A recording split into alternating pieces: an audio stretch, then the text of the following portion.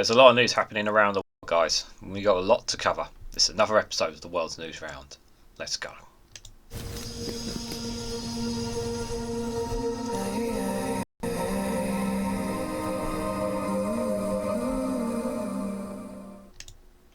Good morning, good afternoon, good evening, wherever you are in the world. This is REGANELITE here with another episode of the World's News Round.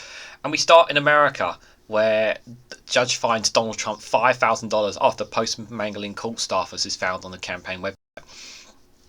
Donald Trump is supposed to be keeping his nose clean while he's currently under investigation, and he can't help himself. He can't help but talk. He can't help but make on his Truth Social social media website, he can't help himself by saying and making comments that would deemed dangerous to the well-being of other people. He just needs to keep his mouth shut, which is something that he is clearly incapable of doing. This fine doesn't do nothing. He will just simply raise the money from fans and campaign funds and whatever, and or just pay it off. I understand that he's in a lot of debt as well, but he needs his phone taken away from him, basically, if he wants any chance of trying to all these cases that he has on top of him. It's really not looking good for the President of the United States, that is for sure, guys. So, the former President Donald Trump was fined $5,000 on Friday after his disparaging social media post about a key court staffer in his New York civil fraud trial lingered on his campaign website for weeks after the judge ordered it deleted. Judge Arthur Aaron avoided holding Trump in contempt for now, but reserved the right to do so, and possibly even put the 2024 Republican frontrunner in jail if he again violates a limited gag order, barring case participants from personal attacks on court staff. Erdogan said in a written ruling that it is way beyond the warning stage, but that he was only fining Trump a nominal amount because it was a first-time violation, and Trump's lawyers said the website retention of the post had been inadvertent. Right off the bat, like, this judge, I just feel like is being incredibly lenient towards Trump, because saying it's just a first-time violation. Well, you know, if that was an ordinary citizen, it would be a very different story. But because it's a former president of the United States, they're treated indifferently. You know that saying, one rule for them and another rule for another? Feels familiar here, even across the pond, doesn't it? Make no mistake, future violations, whether intentional or unintentional, were subject to the violator to far more severe sanctions, which may include steeper financial penalties, Donald Trump in contempt of court, and possibly imprisoning him, Herodian one on a 2-page order. Messages seeking comments on the ruling were left with Trump's lawyers and a campaign spokesperson. Trump's lawyer, Christopher Kyiv, earlier blamed the very large machine of Trump's White House campaign for allowing the post to remain on the website after Trump had deleted it from social media. As ordered, calling it an unintended oversight, it was removed from the website on late Thursday after Herodian flagged it to Trump's lawyers. Wasn't in court Friday. He had been at the trial Tuesday and Wednesday after attending his first 3 days in early October. Outside the court this week, he aimed his enmity at Rodin and New York Attorney General Letitia James, whose fraud lawsuit is being decided at a civil trial. Neither are covered by Rogan's gag order. He's got a lot of cases to overcome, guys. Got a lot on his plate. Rogan, however, said the buck ultimately stops with Trump, even if it's someone on his campaign who failed to remove the offensive posts. He gave Trump 10 days to pay the fine. Like I said, he's probably going to pay the fine. I want to be clear that Donald Trump is still responsible for the large machine, even if it's a large machine, Rogan said after discussing the matter with Trump's lawyers before testimony was aimed Friday morning.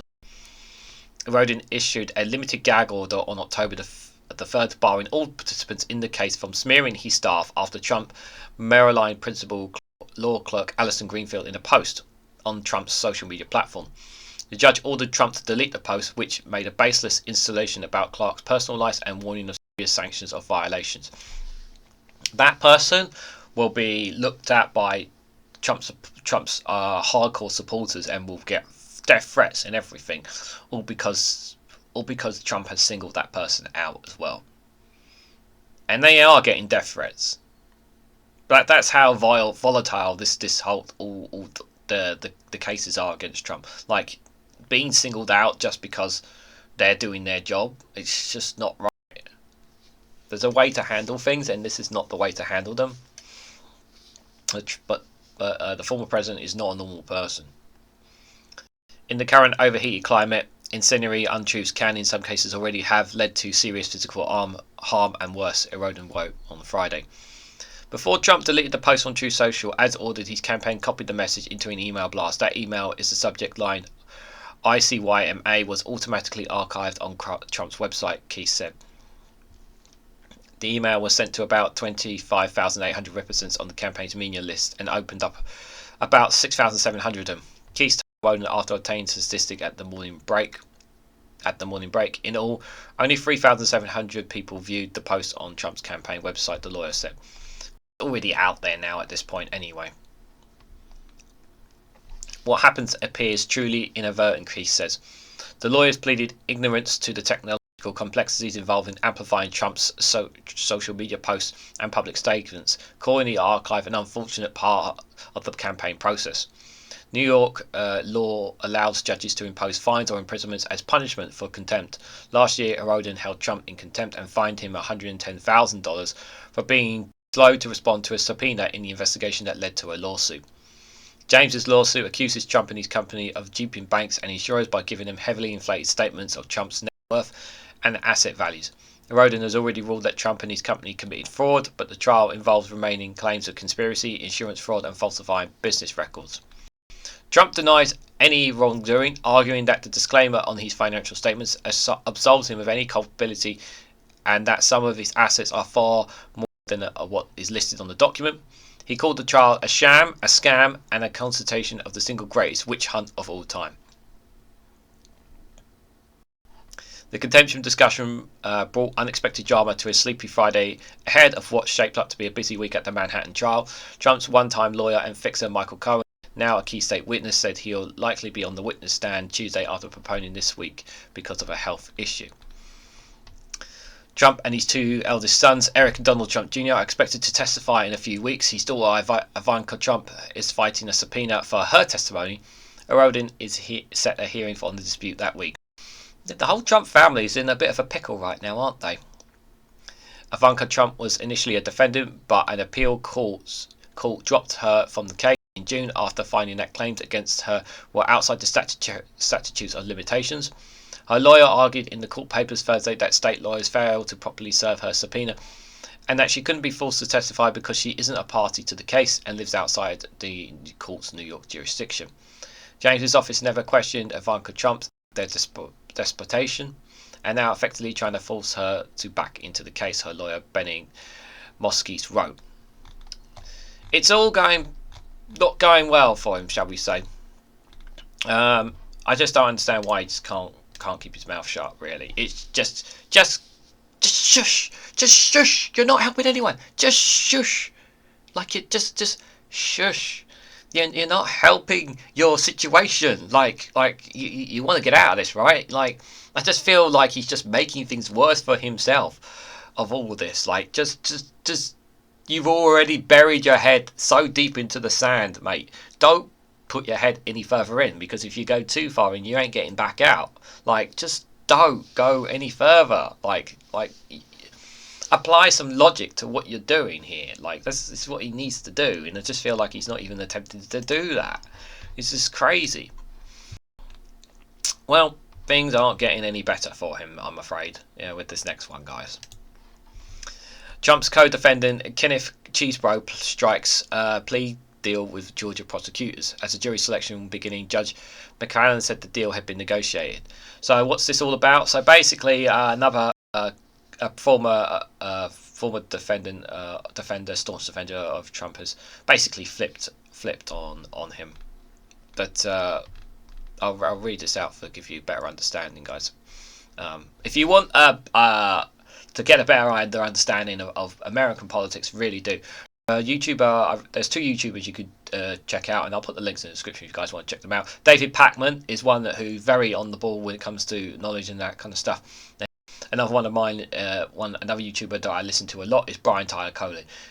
He's got well over 2 million subscribers. He's very much on the side of the Democrats. I wouldn't say he is a Democrat out and out, but he certainly is very informative when it comes to what's going on in terms of American politics. So definitely he's one to check out as well. But I'll put the links in the description if you guys want to check them out as well. So what's this about? So Trump's campaign legal advisor Kenneth Chesebro struck a deal with prosecutors from the Fulton County, Georgia District Attorney's Office in its 2020 election interference case on Friday. Chesebro, who was charged alongside Donald Trump and more than a dozen of other co-defendants with attempting to delay the transfer of power after the 2020 election, was scheduled to stand trial this week. He accepted the offer as jury selection was underway on Friday after 450 potential jurors had completed a lengthy questionnaire on what he would be asked. He rejected an earlier deal late last month.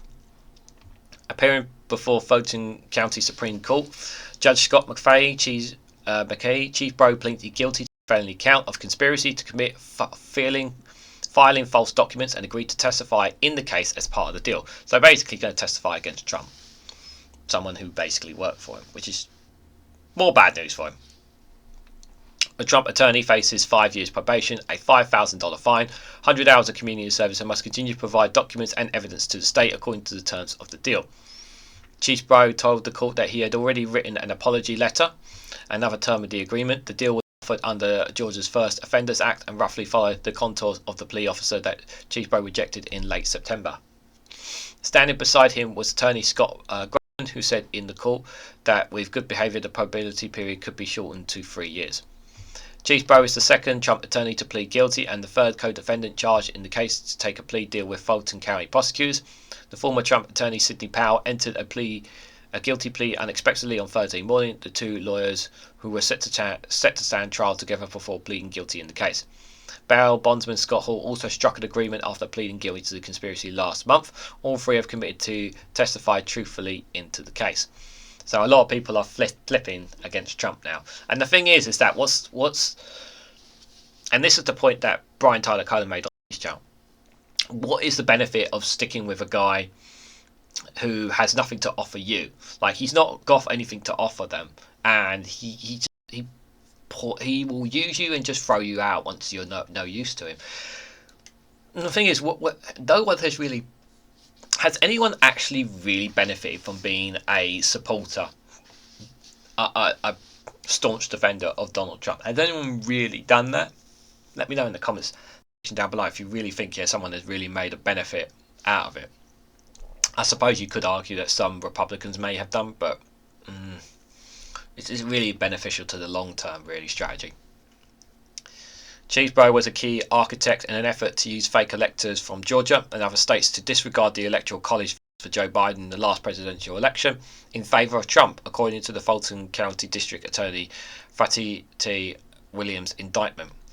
Outside the court on Friday, Grumman said it is inaccurate to describe Chesebro as the architect of a plan to overrun democracy. Asked if Trump should be worried, Grumman said, "I don't think so." He didn't snitch against anyone. He went in there, he accepted responsibility, Grumman added in reference to his client. He also said the deal allows his client to return to his family and avoid the serious jail time he was facing. The spokesperson for the Fulton County District Attorney Office declined to comment on the plea deal. 19 people were charged in Willis's spewing racketeering case, alleging conspiracy to overtake the result of the 2020 presidential election in Georgia. Chesebro had originally pleaded not guilty. Trump and the other 15 co-defendants in the case, including Rudy Giuliani and John Eastman, have also pleaded not guilty. Not good. It's just the problems are like I said, the problems for President Trump are mounting, and those who were once loyal are turning on him, and it's going to be interesting to see how these cases develop. I just thinking, is this really going to stop him becoming president? Part of me still thinks no. Despite everything that's happening, it just feels like he's still going to truck along.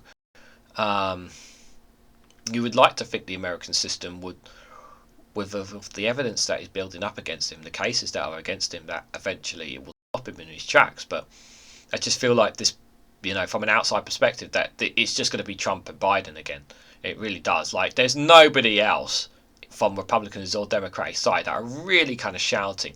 The only one that was shouting really a little bit from the Republican side was DeSantis, but he's faded away very quickly. He has. There's no one, I've not heard anyone from the Democratic side who's like really sticking their neck out there saying, yeah, I'm going to be the one to challenge Joe Biden.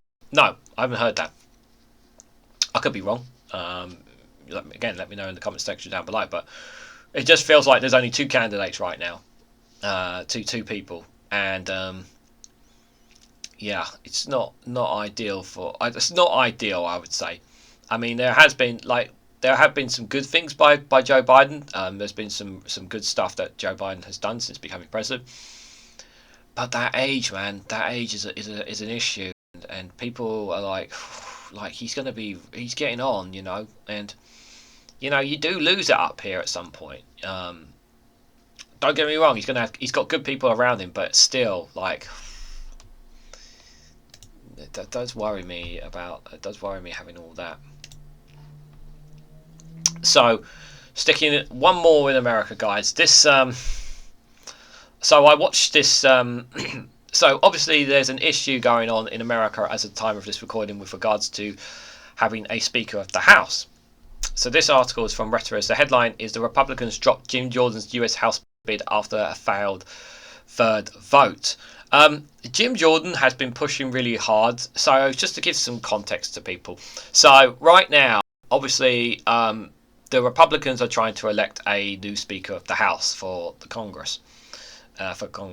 And the problem is for the House Representatives, and the problem is that there's not enough Republicans. There were not enough Republicans. The way the American system works is that you have to have enough votes to be Speaker. Obviously, Democrats are not going to vote for Republicans, so they're going to vote for their own Speaker. Republicans but they have to reach a certain threshold in order to meet that marker. The Republicans have to vote a certain threshold in order to meet the mark, in order for that person to become the Speaker. There have been 3 attempts by Jim Jordan to get the votes needed to become the Speaker of the House. For the 3rd time he had failed, and I watched it live, and it was embarrassing. Over 25 Republicans voted someone else and not Jim Jordan. 25. And I don't know what the threshold was at the time. I think it's like, but he basically they have like more than 210 Republicans there, and he didn't even get under. He got under 200 votes. Like he was actually losing votes as the went to the next every time they kept doing the vote. And this headline here of him being basically dropping his position is just a sign of, dude, you're not going to get it. You need to start again. So what's likely going to happen at the time of this recording? So nothing's going to happen over the weekend, and then on Monday they're basically going to start it all up again. Basically, going to be doing secret votes and all that kind of stuff, and the Republicans are going to try and get someone in.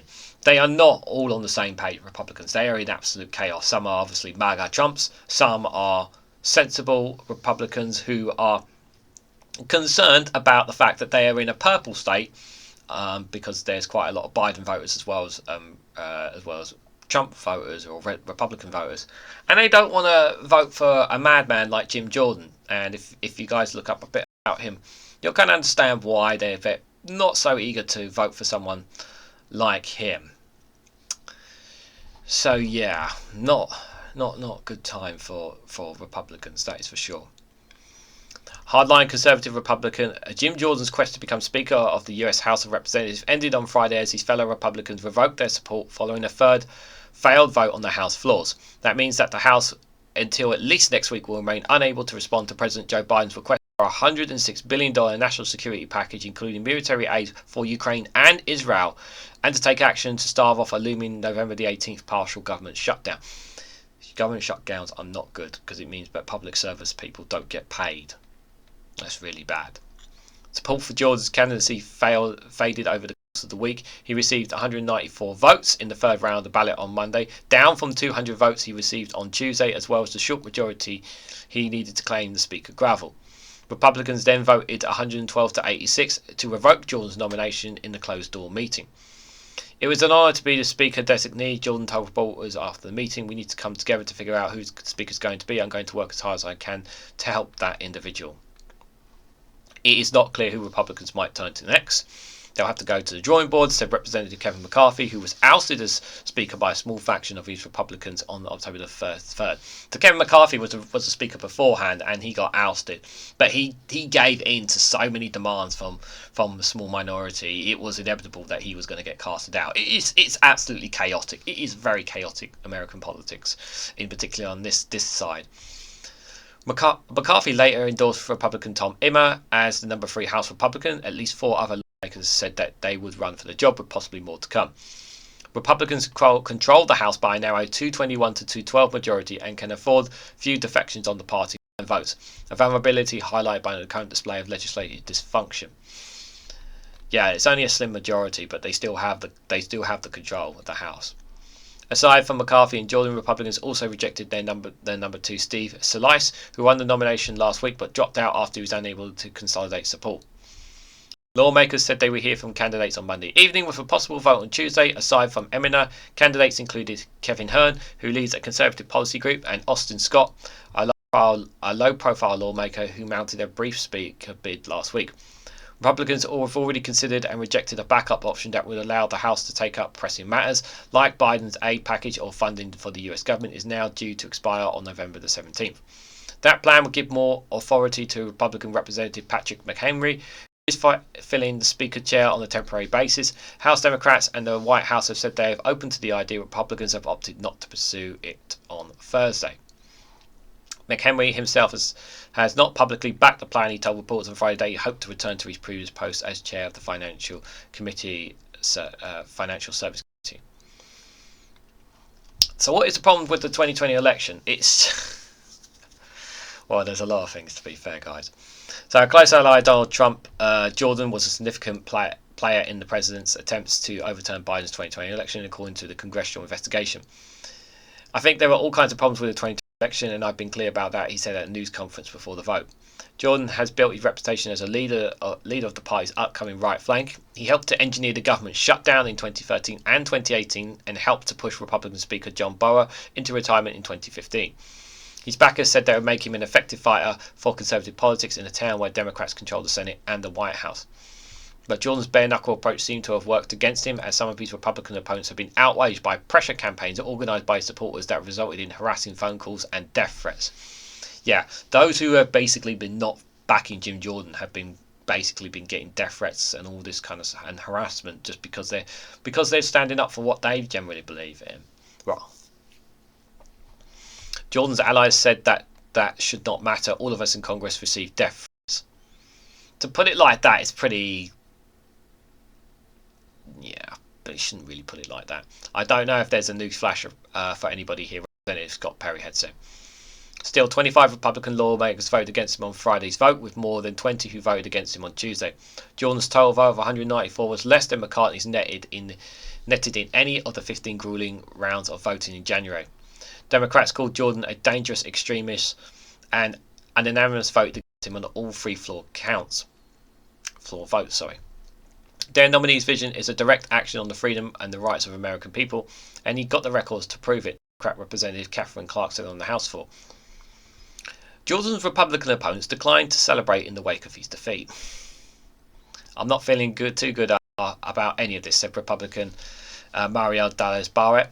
The only thing that's positive now is that we try to get back to electing a speaker who has the support of the conference. The other thing as well for non-Americans like myself to try to understand this is that, you know, they can't get business done until they get a speaker in. They need to get a speaker in. So, like I said here in the article, guys, if they don't get somebody in, you know, important aid package, not just to Israel but to Ukraine, other business that needs to be conducted can't be done. So it kind of puts things at halt, and obviously there's the risk of a partial government shutdown, which means that public service people don't get paid, which is obviously not good there. So they essentially the message is get your act together is basically what it is. They need to get their act together, and hopefully they'll get their act together soon, guys. While you guys are here, please hit the like button while you're here. We greatly appreciate it. And if you can share across social media, and if you hit that bell notification icon, you should be notified of when I upload a video. So the next one we're going to, guys, this one is from CNN. It's an interesting one. I haven't only caught up on this quite recently, guys. So the headline is, I know it's cut off at the top, but so you can guys read the article with me. So the headline is Canada removes 41 diplomats from India as a dispute over Sikh activist assassination deepens. So what's this all about? Well, I'll read into it and then I'll give a bit more thoughts, guys. So Canada has withdrawn 41 diplomats and their families from India after New Delhi threatens to revoke their diplomatic immunity amid a deepening dispute over the assassination of a Sikh activist. The move follows a series of a tit-for-tat diplomatic expulsion between the two countries, following the June killing of Canadian citizen and prominent Sikh leader Harpeen Singh Nagi, who was gunned down by two masked attackers in British Columbia. A rift between the countries opened up after Canadian leader Justin Trudeau claimed his intelligence services were pursuing credible allegations that the killing was potentially linked to agents of the Indian government. India has vehemently denied any involvement in Naga's death and called the claims absurd and motivated. That's very bold for Justin to kind of just come out right publicly and say that. That's not something you would do straight off. That's not something you would do very lightly. It's something you really would think about before putting that out there in the public. Like, I can understand having that conversation behind closed doors, but to put that out in public, that's quite a big statement. And it really is it really has grilled up the tension here. I mean, he states he's got credible allegations. So what's India's benefit of having this man killed, if that is the attempt? If India is responsible for this assassination, what is the benefit of India's doing that? So so I would need to know. So obviously for myself, I need to know about Hardeem Singh Nagar to get to know what it is about potentially what India didn't like about him, allegedly. If he allegedly was responsible, if allegedly he was assassinated by the Indian government. In addition to the tit-for-tat diplomatic expulsion, India has suspended visa services for Canadian citizens over what it says are security threats against diplomats in Canada. Wow, this is getting very extreme. Meanwhile, Canada on Friday announced it was temporarily suspending in-person operations at consultancies over several Indian cities. The Consultants General of Canada in Baragu, Chhatrapati and Mumbai are temporarily suspended in-person operations, said the Canadian High Commissioner in New Delhi said in a statement. The Canadian High Commission added that the in-person consular service remained available in New Delhi. Last month, India indicated it would ask several Canadian diplomats to leave the country in a bid to establish diplomatic partially. Commenting on the withdrawal of 41 diplomats on Thursday, Canadian Foreign Affairs Minister Maligning Joyce said India's recent actions have been unreasonable. The safety of Canadians and our diplomats is always my top concern. Given the implications of India's actions over the safety of our diplomats, we have facilitated the safe departure from India, Joy told a press conference in Ottawa. Joy said those diplomats and their families have already left India, while 21 Canadian diplomats remain in the country. Joy added the Canadian government would not retaliate in kind, saying that to do so would be in violation of international law. The only thing we're encouraging India to do so is respect international law, Joy said. So this might help us better understand things. So who is Hardeem Singh Nagar? If I mispronounce the name, I do apologise. So Nagar was an outspoken supporter of the creation of a separatist Sikh homeland that would include parts of India to be known as Khalistan. Ooh, okay, now straight off the bat.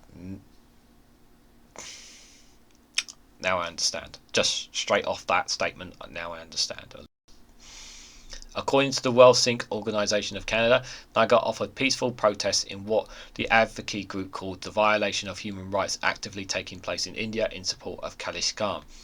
The Khalistan movement is outlawed in India and considered a national security threat by the government. A number of groups associated with the movement are listed as terrorist organizations under India's Unlawful Activities Prevention Act, the UAPA. Nagar's name appears on the Home Ministry's list of UAPA's terrorists. In 2020, the Indian National Investigation Agency accused him of trying to radicalise Sikh communities across the world in favour of creating Kazakhstan, adding that he had been trying to incite Sikhs to vote for segregation, agitate against the governments of India and carrying out violent activities. Naga supporters have rejected the terrorist label, which said they're being used to discredit Naga, whose death was both shocking and outraging the Sikh community in Canada, one of the largest outside of India and home to more than 770,000 members of the religious community. Just reading on that, you get a better understanding of why there is such tension here. And it looks like it's going to be a while before things calm down between the two nations. It's certainly not good at all. Now I understand why they think that it's credible that the Indian government had them assassinated, but at the same time, allegedly. But I just think, you know, it's a dangerous thing to say the least. That is for sure. So guys, we're going to break things up a little bit here. I've got, like I did with the news round, I've got a little funny clip here. Basically, hopefully just break the ice a little bit. We got a couple more stories for you guys to share. So I hope you enjoyed this little funny video from Foil Arms and Hog, guys. And I'll put a link for the video and their YouTube channel in the description for you guys. So I hope you enjoy this. Before granting you entry to Canada, I have a few simple questions. Where is the capital of Canada not found? Toronto. Correct. What do Canadians fear more than bear attacks, eh? It being confused for Americans. That's right. Which sticky liquid that Canada is famous for, if consumed in large amounts, can be bad for your health? Crude oil. That's correct. Which iconic leaf symbolizes Canada? The cannabis leaf. Correct. At least 2/3 of Canada is covered in what throughout the year? Maple syrup. Correct.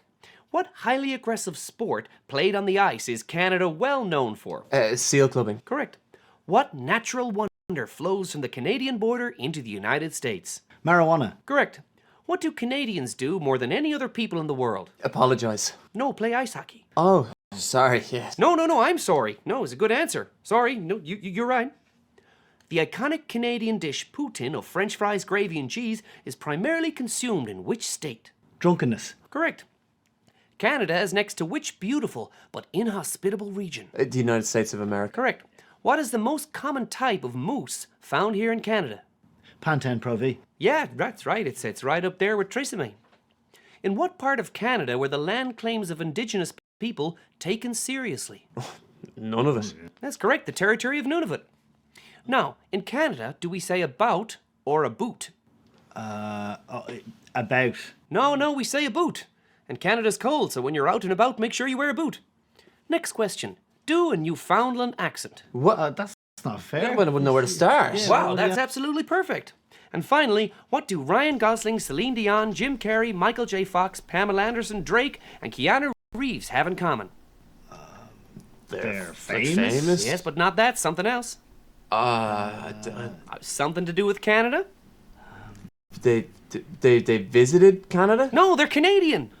What? Really? Yeah, why does everyone think our best people are American? They're all Canadian. Yeah. Wow. Oh. You didn't know that? No, sorry. Oh, no, I'm sorry, but it gets pretty annoying after a while. Right. Oh, yeah. Well, Yeah. Oh, Justin Bieber. He's Canadian. No, I don't think he is. No, I'm pretty sure. Yeah, No, Bieber no, is no, Canadian. no. Anyway, welcome to Canada. He is Bye bye now. Is he- I Here's the thought door, he- boys. he's Sure, Hurry he's up now. definitely Canadian, Give you a boot. Let's go.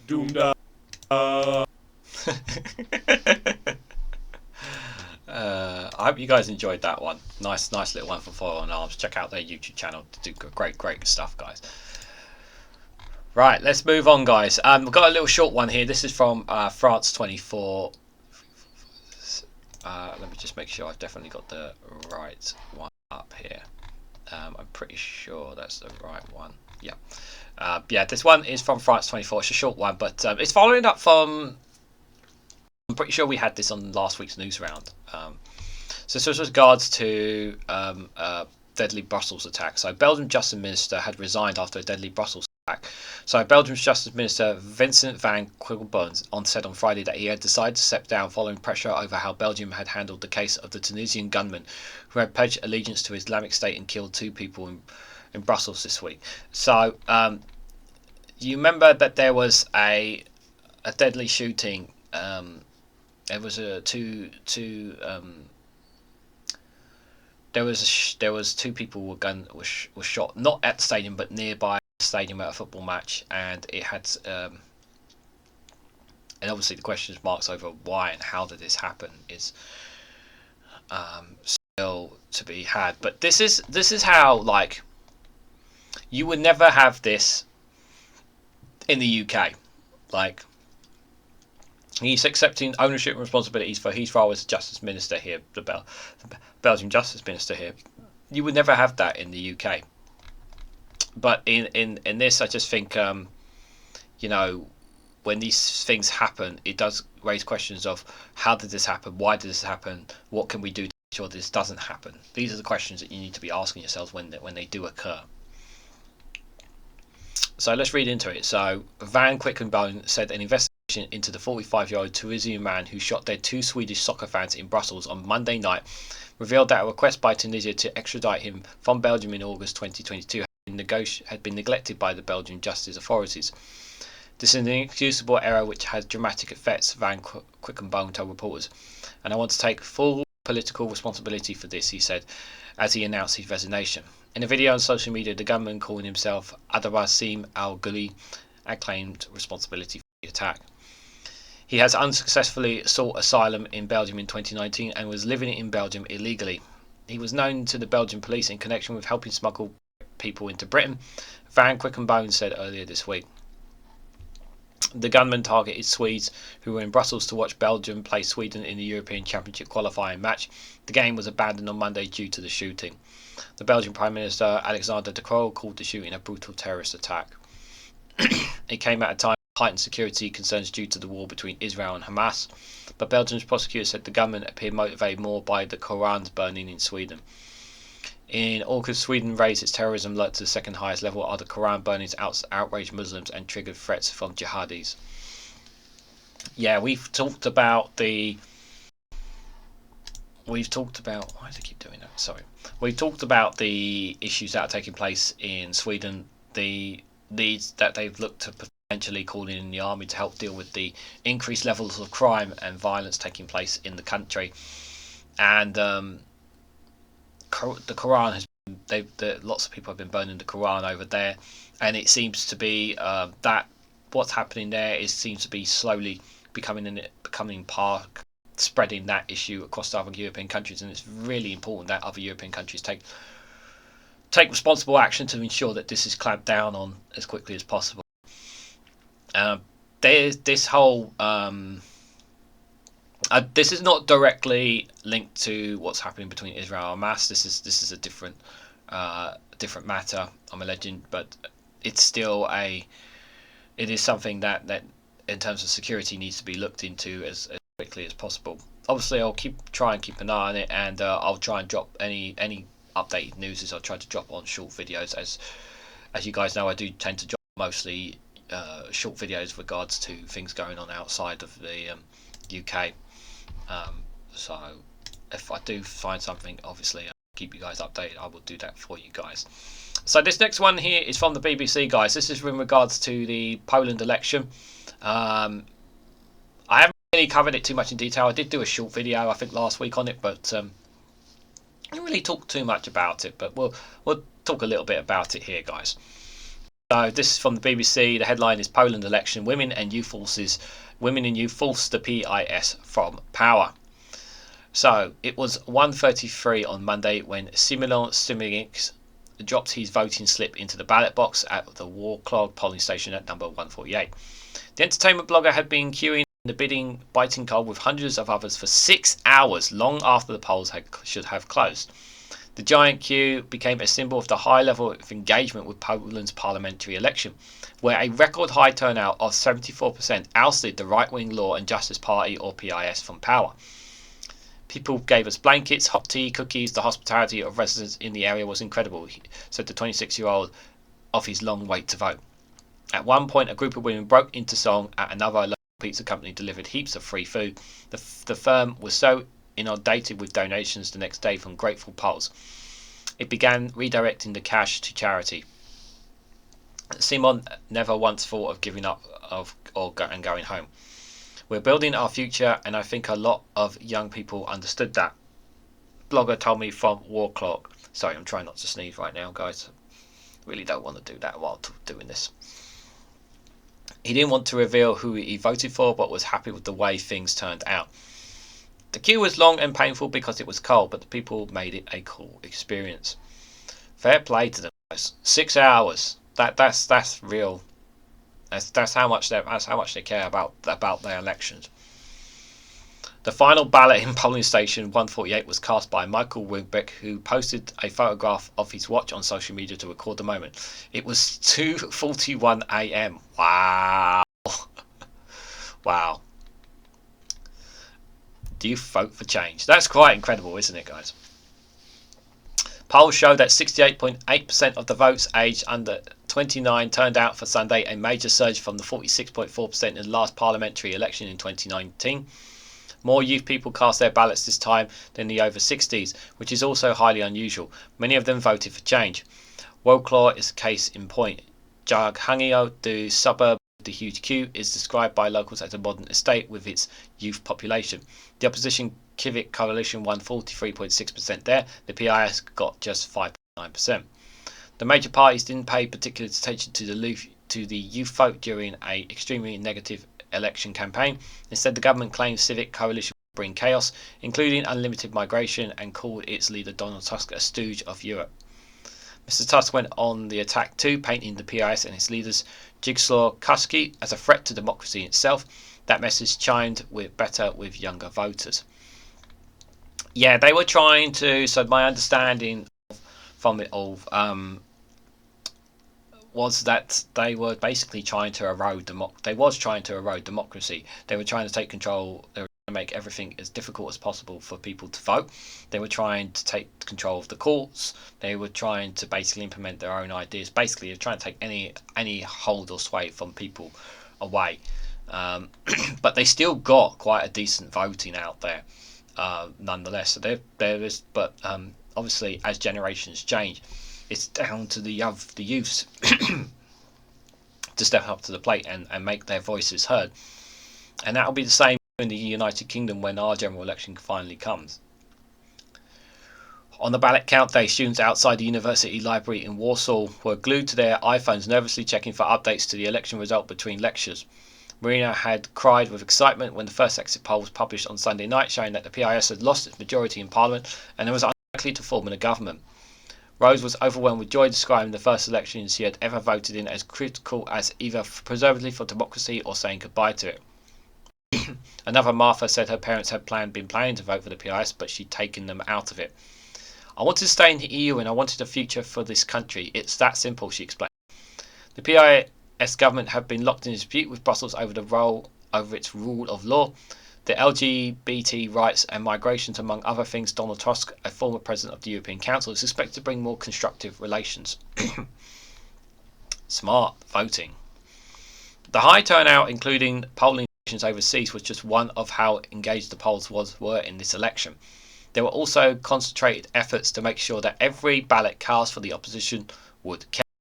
The Warsaw Trip online campaign urged people to move their registration out of the big cities like Warsaw to give their votes more weight in the complex post-electoral system. Activists produced maps showing that was the best place to go, smaller towns where the race was close, with proportionality more MPs per vote than in Warsaw. Yeah, Donald Tusk will have a lot. Obviously, we know him from his days in the European Council, but it's good to see him kind of back in the spotlight, and I hope he can make things better for the people of Poland. I really do. If you want to take away the PIS mandate, leave the big cities. A typical post read on social media, reassuring people that such strategic voting was perfectly legal. In one constituency close to Warsaw, the campaign group saw Civic Coalition win slightly more votes than the PIS in 2019. The result was 41% to 29% to the PIS. Celebrities also took to social media in droves, urging people to turn out and take part. Getting celebrities' involvement is a big thing as well. If you can get celebrities involved as well, that makes a big difference. They're going to be important when it comes to the next general election. We need to encourage a lot of British celebrities to encourage people to vote. And you want to encourage them to vote Labour, Lib Dem, Green, whatever it is. Anything but Conservative, basically. It's going to be important for us as well. So we need to take some pointers here. The idea that this election was the last chance to stop a populist government from turning Poland away from the EU and some of its core values was a major motivator. So was the chance to give women a bigger say in Polish politics, especially after a near ban on abortion prompted enormous street protests in 2020. The women of this country have been silent for too long, said Anna Peter, who helped organise a social media campaign. The PIS has many women supporters, thanks largely to its generous programme of social spending, including child benefits. But Anna's group Bullshit realised that many potential opposition supporters were undecided ahead of the election. So they produced a video pleading women, a middle finger hushing their lips against the soundtrack of a male Polish politician dismissing or insulting women, who make up 52% of the Polish population. The message was, use your vote, go and vote, Anna explained. Very, very clever. In the end, the turnout among women was slightly higher than men. Ooh, that's good. Poland's president may ask PIS, as the single party that won the most votes, to try and form a government with no significant allies in parliament. That looks impossible. So opposition parties are already making their plans. Once a new government is in place, abortion is one of the hot issues they'll have to contend with. The Civic Coalition and left parties have both promised terminations on demands of up to 12 weeks, overturning tight restrictions introduced under the Socialist Conservative PIS government. They've got a mandate from society that wants this, so I don't know what else there is to discuss with them, dismissing the idea that reforming the abortion law would be tough. We put them there, now it's time to perform. Don't mess it up. So you can see here on this graph just before, I'm just going to swap my cameras just so you can guys have a better picture. So this is the post-general election of October 2023. This is the seats in Parliament here. So Civic Coalition, they're the seats they won 157 in 2019 to 134. That's the team in orange. The left party there, they lost seats from, they had 49, they've gone down to 26. The red, that's in red there. The third way to PSL, they had 30 in 2019 and then they've got 65. That's the party in green. And the Confederation, who had 11 and now got 18 there. And then finally the Law and Justice, the PIS, who have got the most power. They had 235 seats and now they've dropped to 194. That is from the national sources from the National Election Commission, guys.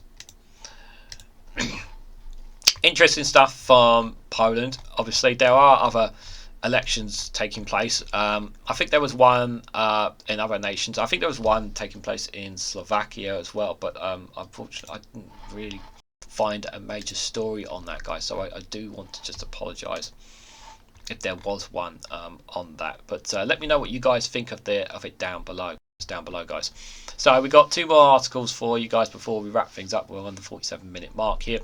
We're heading over to the war in Ukraine, guys, and what has been happening over there. So more than 100 combat clashes among front lines in the past day. So this is from the Kyiv Post, guys. So the summary of the latest military action against the war in Ukraine. So let's have a read what's been going on, guys. So so there's been more than 100 combat clashes were recorded across the front line in the past 24 hours. This is on Saturday. The General Staff of the Armed Forces, the AFU, said this morning's update on Facebook on Saturday.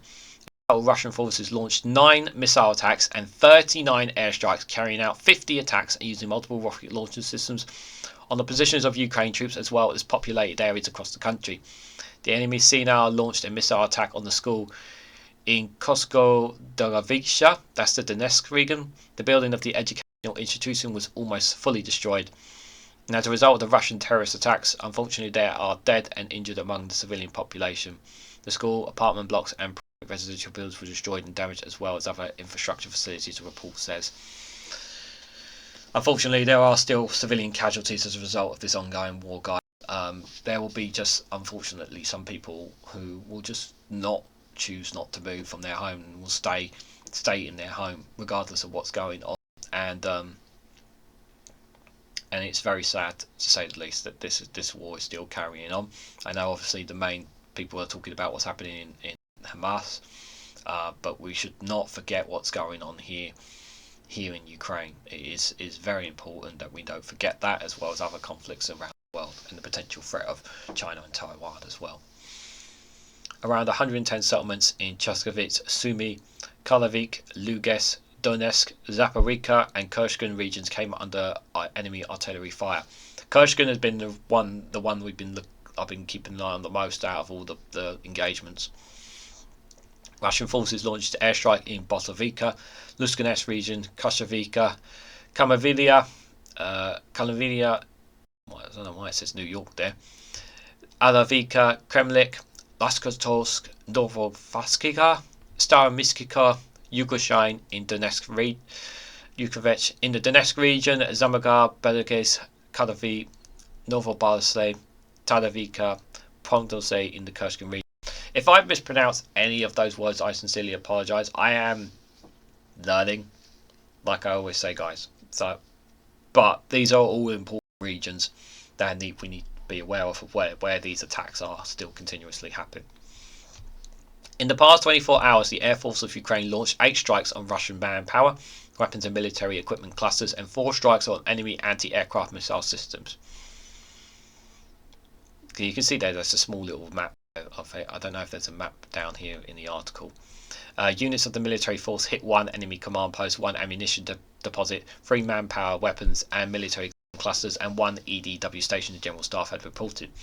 At the night, the Russian occupiers launched another airstrike on Ukraine using the Kh-59 guided air missiles, Islander K cruise missiles, and Shard 136-131 type UAVs. Information about the consequences of this terrorist attack is currently being clarified, the report says. According to official sources from February 24, 2022 to October the 20th, 2023, the AFU Ukraine have eliminated about 2,902 troops, Russian troops. There's normally an update on that from the Kyiv Independent when it comes to that. So what I think it is, obviously the conflicts are still ongoing. There's still attacks happening on a regular basis in this war. There seems to be no sign of any calm whatsoever between the two. All eyes seem to be obviously what's going on in Gaza right now. It's really important that that the West continues to aid Ukraine as best as it possibly can. It really, really is important. I cannot emphasize that enough. We mustn't forget this conflict whatsoever, guys. Just sticking with what's going on with Ukraine. This is from the as I was talking about sanctions. Another sanctions package looks like maybe heading to Russia. This is from the Kyiv Independent, but according to Bloomberg, the EU had to start work on their 12th Russian sanctions package. So the European Union will start consulting with members countries on the next sanction package against Russia over its invasion of Ukraine in the coming days, that Bloomberg had reported, citing the undisclosed sources. The blog's 12th sanction package can include a ban on Russian diamonds, a further crackdown on Russia's ability to contemplate sanctions, and listing companies in third-party countries that help Moscow to do so, Bloomberg said. Despite sanctions, Russia's diamond sales keep filling the Kremlin's coffers amid the ongoing full-scale invasion of Ukraine. Russia's main diamond producer, Alrosa, sells its products to Western brands through intermediaries in third parties, an investigation by the Kyiv Independent revealed. Brussels also reportedly seeks to expand its list of restricted dual-use goods with military applications, yet another product that Moscow manages to attain via third-party stakes. The European Commission warned earlier that if diplomatic channels are insufficient to prevent third-party countries from re-expanding sanctioned products, the European blog can ban exports to these states as well. According to Richard Jolwick, a journalist for the Radio Free Europe, Radio Liberty, discussions between the European Commission and the EU ambassadors on the new package are to begin between October 1st, 2022. So roughly at the time of this recording. European leaders hope to reach an agreement in November through December, he added. The EU imposed the previous 11th sanction package in June, aimed at countering sanctions conversations mainly in dual-use products in Russian oil trade. So, is this really going to make a big headache, a big difference? Is the question we need to ask ourselves, guys. That is the question. Is it really going to make much of a dent? I don't think it's going to, guys. I just refreshed the Kyiv Independent feed because I just wanted to see if we got any other stuff coming from there that might be worth us highlighting, guys. And there is here. So obviously the sanctions would be interesting to see. So also Germany has pledged a further £210 million for Ukraine's reconstruction here. So Germany is allocating an additional €200 million, that's $210, for the reconstruction of Ukraine. The German Press Association had just reported, citing Germany's Press Secretary for Development, Jodine Fusser. These funds will be used for the restoration of Ukraine's healthcare, education, drinking and water supplies for urban reconstruction, the German official said. He also stressed the importance of maintaining key economic sectors such as agriculture, job opportunities for the population. Faubris arrived in Kyiv on the 20th of October, meeting Ukraine's infrastructure minister Oskar Gard to discuss the cooperation between the two countries in reconstruction efforts. You can't really do too much while there's conflict going on, especially when you get shelling as well. This is a difficult situation. The two officials addressed the upcoming Ukraine Recovery Conference in 2024 in Berlin, implementing more energy efficient and green technologies when we're building Ukraine and extending and strengthening joint work through the multi-donor coordination platform, Karl Boss said. The German Military Development Ministry said it allocated around $1 billion in civil support for Ukraine since the start of the full-scale invasion. So they've supplied up to £1 billion there. And just one more story here from the Kyiv Independent here. So 3 more children have been rescued from Russian captivity here. We'll finish it off with this last one. So 3 children have been rescued from Russia's captivity as part of the Bring Kids Back UA action plan, initiated by President Volodymyr Zelensky. Ukraine's Ombudsman Domilo Lucas said today as well. The mission was carried out in cooperation with Orphans Feeding Foundation with the support of the NGO Hilamar Sava and the charitable foundation Smile USA, Luminous added. The work on returning children to their homeland will continue, so once again I sincerely thank everyone who helps to do this. It is necessary for the state, it is necessary for the future, the official wrote on his Telegram channel. More than 19,500 children have been identified by the Ukrainian government that have been deported. Almost 400 of them have been brought back to Ukraine. The International Criminal Courts issued arrest warrants for Russian Presidential Commissioner for Children's Rights, Maria Lvova-Beka, and Russian President Vladimir Putin for their involvement in the forced deportation of Ukraine's children during the full-scale Russian war against Ukraine. There's a video here. I will try and get the link for that video for you guys. I'm not going to play it just in case of any copyright or whatsoever. If I can find a link to it, I can do as well. There's also, if you want to support the Kyiv Independent, you can directly support the Kyiv Independent and the work they do, because that's where I get a lot of information on what's going on in Russia more than any other source. You can donate to them. There's a donation option there on the website. If you want, I can put a direct link on the description for you guys as well, if you guys want to do that. Anything to help us, keep us up to date with what's going on there. It's good that some children have been rescued from Russian captivity, but as I said in there, you know, there's still a lot unaccounted for and in the hands of Russia, and this conflict is not going away. I have decided not to cover Israel and Gaza. There's more than enough coverage out there for you guys to cover it, but I hope that some of the stories that in the news that we covered today you found insightful, interesting, informative, and hopefully gives you a better understanding of things going on in the world. There wasn't too much. I didn't find anything in particular with regards to China, South Korea, or what's happening over with Taiwan. There was nothing really too interesting to happening right now. But obviously, if we do another news round, there may be something going on there. But potentially, that could be something we might cover on Thursday's live stream that I have coming for you guys. So what did you guys think? Let me know down in the comments section below. Let me your thoughts in the Premiere chat. If you're here in the chat live, let me know what you guys think there. If not there, let me know down in the comment section below what you guys think of some of the stories. Interesting to say the least. Thank you very much for watching. I greatly appreciate it. Don't forget to like, share and subscribe. Those things that help out the channel, guys. I greatly appreciate it. And I hope to catch you all very, very soon.